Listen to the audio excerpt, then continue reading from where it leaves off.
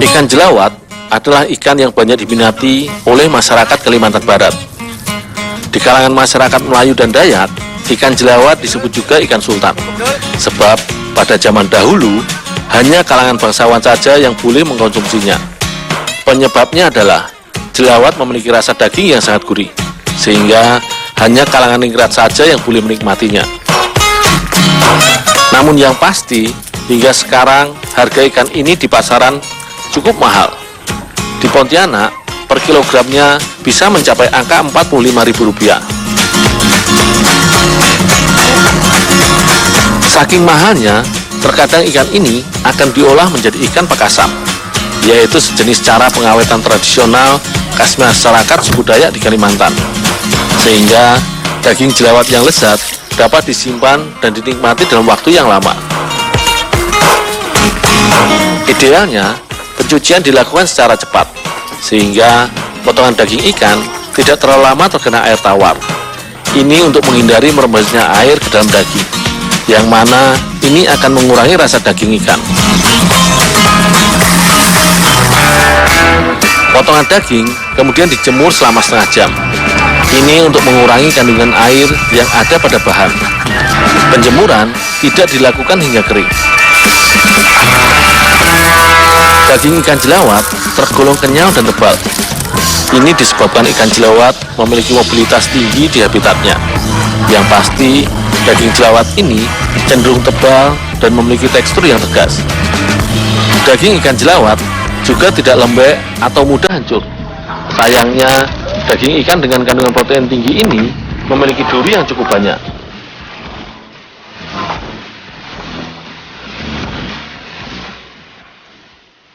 Beras adalah bahan klasik dalam membuat fermentasi secara tradisional.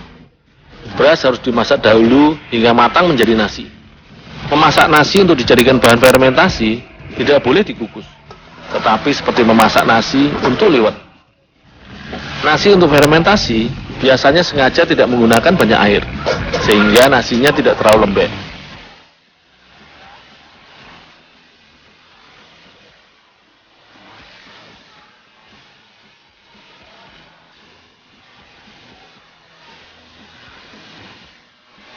Nasi kemudian didinginkan di atas nyiru. Seiring hilangnya panas pada nasi, uap airnya pun hilang, sehingga saat dipakai untuk fermentasi tidak akan menyebabkan daging ikan membusuk. Potongan daging kemudian dicampur dengan garam. Yang digunakan adalah garam halus. Pencampuran bisa dilakukan dengan ditabur atau dengan cara daging yang dimasukkan ke garam. Meski telah dijemur, potongan daging ini masih cukup lengket, sehingga saat dimasukkan ke garam akan langsung menempel.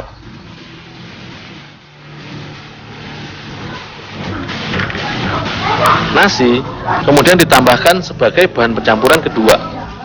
Inilah yang akan memicu proses fermentasi pada olahan pakasam.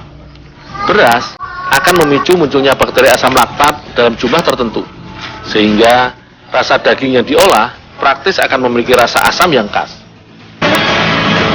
Di daerah lain, ikan pakasam ada yang menyebutnya bekasam, bekasem, atau pakasam. Tetapi, inti dari proses ini adalah mengawetkan bahan makanan, sehingga lauk pauk seperti daging ikan tersebut dapat dinikmati untuk jangka waktu yang lama.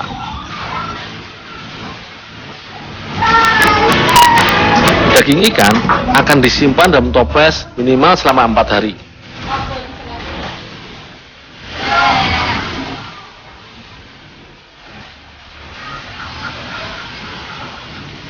Saat hendak diolah, ikan pakasam harus dicuci dahulu sebentar. Cairan asam yang tercipta selama proses sudah meresap ke dalam daging ikannya, sehingga bahan lain seperti nasi tidak diperlukan lagi.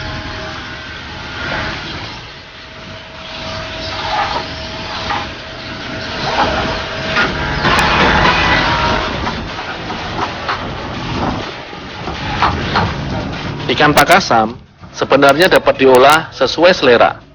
Ada yang menggorengnya begitu saja, tetapi ada juga yang menyukai olahan jenis lain. Salah satunya adalah pakasam asam pedas. Bumbunya tidak jauh berbeda dengan bumbu olahan ikan bersantan. Hanya saja ada penambahan asam cukup banyak. Bumbu yang dihaluskan juga cukup banyak.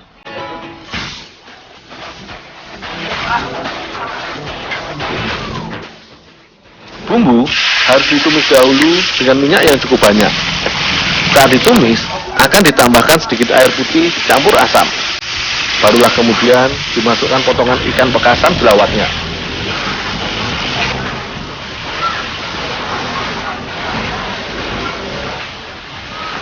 Ikan pakasam asam pedas ini tidak memakai santan sama sekali. Jadi, sensasi rasanya memang sangat khas. Cabai rawit yang ditambahkan biasanya dalam keadaan utuh. Jadi, yang tidak menyukai rasa pedas masih dapat menikmati dagingnya saja.